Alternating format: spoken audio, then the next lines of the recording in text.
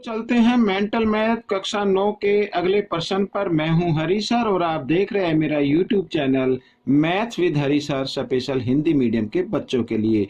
यहां पर मैं आपको बताना चाहता हूं कि प्रश्न नंबर हम 28 कर रहे हैं और साथ ही एक इन्फॉर्मेशन मैं आपको देना चाहता हूं, वो ये कि आपके जो भी अब एग्जाम होने वाले हैं फाइनल, उसमें ये मेंटल मैथ काफ़ी हेल्प करेगा। तो प्लीज़ इसे ध्यान से देखें, इसमें से सीख कर दूसरों को जरूर सिखाएं। तो क्योंकि मैं फाइनल एग्जाम आपके ऑब्जेक्टिव टाइप होंगे, तो मैं आपको थोड़ा सा शॉर्ट तरीके से बताने की कोशिश करूंगा, तो आप उसे जरा ध्यान से देखें। देखो बच्चों, यहाँ पर हम इसको करना शुरू करते हैं हल। लिखा है AD ABC की माध्यिका है। यहाँ पर ये माध्यिका हो गई। AC पर P एक बिंदु है, ये P AC पर कोई बिंदु है, माध्यिका नहीं है। यदि यहाँ पर दिया हुआ है एरिया ADP रेशो यानी अनुपात, एरिया क्षेत्रफल भी आप इसे बोल सकते हैं, त्रिभुज ABD बराबर 2:3। तो ADP यानी ये दो पार्ट है, ADP और फिर ABD ये तीन पार्ट है, ठीक है ना।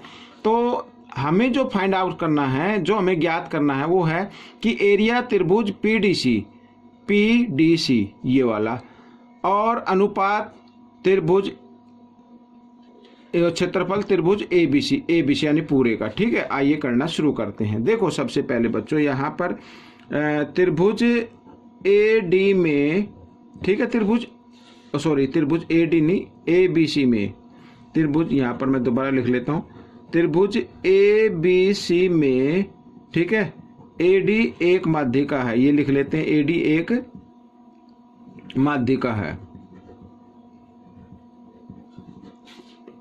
है, ठीक है, AD एक माध्यिका हो गई।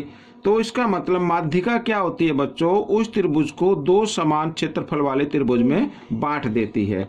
तो यहाँ पर होगा क्षेत्रफल त्रिभुज ABD और बराबर क्षेत्रफल त्रिभुज ADC, ठीक है, इस तरीके से ये इसको बांट देते हैं, तो दोनों बराबर हो गए, AD एक माध्यिका हो गई त्रिभुज में। तो समझ में आ गया।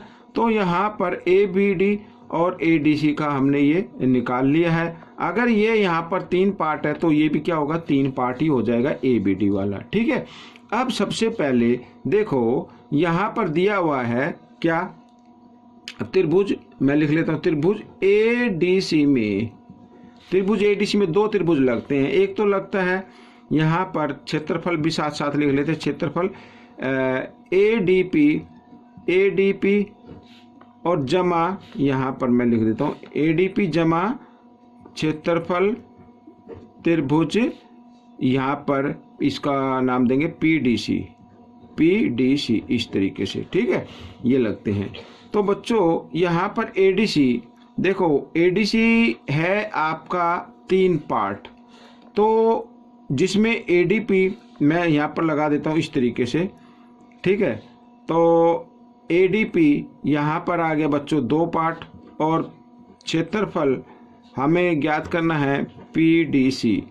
तो दो इधर जमा है, इधर आकर ये घटा हो जाएगा, तो तीन में से दो घटा देंगे, या आप इस तरीके से पहले लिख लीजिए और उसके बाद आप इसको माइनस या घटा कर सकते हैं, ठीक है।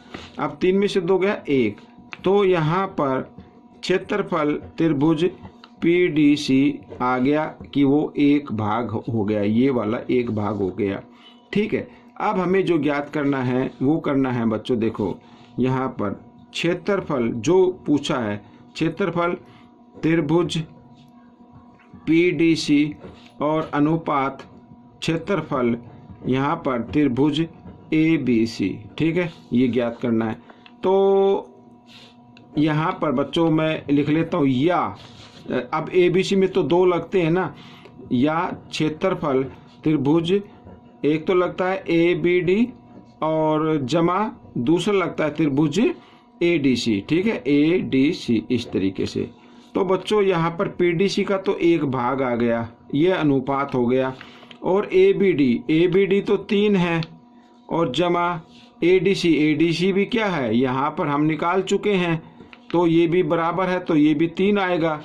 तो 1:3 जमा 3 बराबर 6, तो इनका अनुपात क्या होगा, ठीक है ना, इनका अनुपात क्या आ जाएगा, 1:6 आ जाएगा। ये आपका प्रश्न आपका हल हो गया। अब हम जो करने वाले हैं वो प्रश्न नंबर 29 करने वाले हैं। यहाँ पर ये देखिए, ये थोड़ा सा लंबा है, आइए करना शुरू करते हैं। देखो, त्रिभुज ABC की माध्यिकाएं बिंदु G पर प्रतिच्छेद करती हैं। ठीक है, ये माध्यिका हो गई। तो यहाँ पर यदि ABC का क्षेत्रफल 27 सेंटीमीटर वर्ग हो तो BGC का क्षेत्रफल ज्ञात करना है, ये वाला ज्ञात करना है। ठीक है, वैसे तो आप ज्ञात कर सकते हैं, देखो ये, और फिर मैं ले लेता हूँ AGB ये वाला, ठीक है, और फिर ले लेते हैं AGC ये वाला। तो इसके 3 बराबर भाग हो गए। 3 बराबर भाग हो जाने पर ये जो पूरा क्षेत्रफल दिया हुआ त्रिभुज ABC का 27, इसको 3 से भाग कर दीजिए, 9 आ जाएगा। तो BGC का क्षेत्रफल जो होगा 9 सेंटीमीटर वर्ग आएगा। अब वो आएगा कैसे, आइए मैं उसको बताता हूँ। देखो यहाँ पर, तो सबसे पहले हम लेते हैं त्रिभुज ABC। त्रिभुज ABC में ये मान लीजिए ये, ठीक है, BE एक माध्यिका है, ये मैं लिख लेता हूँ। BE एक माध्यिका हो गई, तो इसका मतलब त्रिभुज क्षेत्रफल, त्रिभुज तो लिखेंगे, त्रिभुज ABE ये वाला त्रिभुज ABE, यानी ABE का क्षेत्रफल बराबर होगा किसके, ABE CBE के। ठीक है, क्षेत्रफल त्रिभुज CBE इनके बराबर होगा। ठीक है, ऐसे समझ में आ गया। अब देखो बच्चों, इसमें से हम क्या करते हैं, अब मान लो हम ये लेते हैं त्रिभुज AGC, त्रिभुज AGC। अब ये वाली त्रिभुज लेनी है आपको, ये वाली। अब AGC में GE क्या हो गई, माध्यिका हो गई ना, में GE एक माध्यिका है, ये एक माध्यिका हो गई। तो इसका मतलब यहाँ पर क्षेत्रफल AGE, त्रिभुज AGE बराबर होगा क्षेत्रफल त्रिभुज CGE। ठीक है, ये हमारा समीकरण 1 है और ये समीकरण 2 है। इस तरीके से मैं आपको थोड़ा सा डिटेल से बता रहा हूँ कि कैसे करना है। अब आपको क्या करना है, समीकरण 2 को 1 में से घटा देना है। ठीक है, लिख लेते हैं, समीकरण 2 को 1 में से घटाने पर, अब देखो, क्षेत्रफल त्रिभुज ABE घटा क्षेत्रफल त्रिभुज ये वाला अब देखो यहाँ पर ABE ये आगे ना, AB, तो इसमें से AGE हम घटा लेते हैं। AGE बराबर होगा, अब ये लिखो, क्षेत्रफल त्रिभुज CBE। ठीक है, CBE और घटा यहाँ पर क्षेत्रफल त्रिभुज CGE, ये हम घटा लेते हैं। अब बच्चों देखो, यहाँ पर ये था ABE, इसमें से ये पार्ट घट गया, ये जो मैं ब्लैक कर रहा हूँ ये घट गया, तो क्या बच गया, ABG बच गया। तो क्षेत्रफल त्रिभुज AGB ये बच गया, और बराबर इधर से ये वाला था, तो इधर से हमने ये वाला घटा दिया, तो बच गया BGEC। तो क्षेत्रफल यहाँ पर बच्चों त्रिभुज BGC। ठीक है, ये इसी प्रकार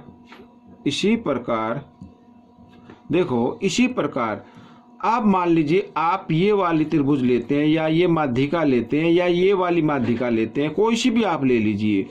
अब मान लीजिए ये वाली आप माध्यिका लेते हैं, ठीक है ना, ये वाली माध्यिका लेते हैं, तो यहाँ पर क्षेत्रफल AFC, ठीक है, और CFB ये बराबर आएगा, क्योंकि माध्यिका 2 बराबर क्षेत्रफल वाले त्रिभुज में भाग देती है। डिवाइड कर देती है या भाग दे देती है। अब उसमें से एफ जी, यहाँ पर ये त्रिभुज लेंगे, त्रिभुज ए जी बी में एफ जी क्या माध्य का है, तो ये क्षेत्रफल बराबर होगा ये क्षेत्रफल। अब हम इसमें से यानी कि ये वाला पार्ट घटा दें तो हमारा क्या बच जाएगा, ए जी सी बचेगा, और इसमें से घटा दें तो क्या बचेगा, बी जी सी बचेगा। तो इसी प्रकार मैंने लिखा है। तो इसी प्रकार क्षेत्रफल त्रिभुज यहाँ पर जो आपका आएगा वो आएगा यहाँ पर बच्चों, मैं लिख देता हूँ त्रिभुज ए जी सी और बराबर क्षेत्रफल त्रिभुज बी जी सी, ये आ जाएगा। अब देखो बी जी सी ए जी बी के बराबर है और यहाँ पर बी जी सी जो है त्रिभुज वो ए जी सी के बराबर है। तो इसका मतलब तीनों क्या हो गए, बराबर हो गए, तीनों क्या हो गए, बराबर हो गए। तो यहाँ पर मैं लिख देता हूँ क्षेत्रफल, एक बार बराबर में लिख देते, त्रिभुज ए जी बी बराबर क्षेत्रफल त्रिभुज यहाँ पर ए जी सी बराबर क्षेत्रफल त्रिभुज बी जी सी, तीनों बराबर हो गए। ठीक है, और हमें क्या ज्ञात करना है, देखो ये बराबर है ना, तीनों बराबर है, या फिर मैं लिख सकता हूं क्षेत्रफल त्रिभुज यहाँ पर बी जी सी, ये इसका 3 गुणा बराबर होगा क्षेत्रफल त्रिभुज ए बी सी के। समझ में आ गया भाई। ये तीनों को अगर हम जमा कर दें, तीनों को जमा कर दें तो ए बी सी के बराबर आ जाएगा, और तीनों की जगह अगर मैं बी जी सी लिख दूं क्योंकि बराबर है तो 3 बी जी सी आ जाएगा। तो यहाँ पर अब आपका ये उत्तर निकल गया है। लेकिन मेंटल मैथ है, ये मैंने सिर्फ आपको समझाने के लिए इतना बड़ा एक्सप्लेन किया है। तो आप क्या करना, यहाँ पर ये क्षेत्रफल तो मैं हटा देता हूँ, इसका जो दिया वो लिख लेते 27 सेंटीमीटर वर्ग।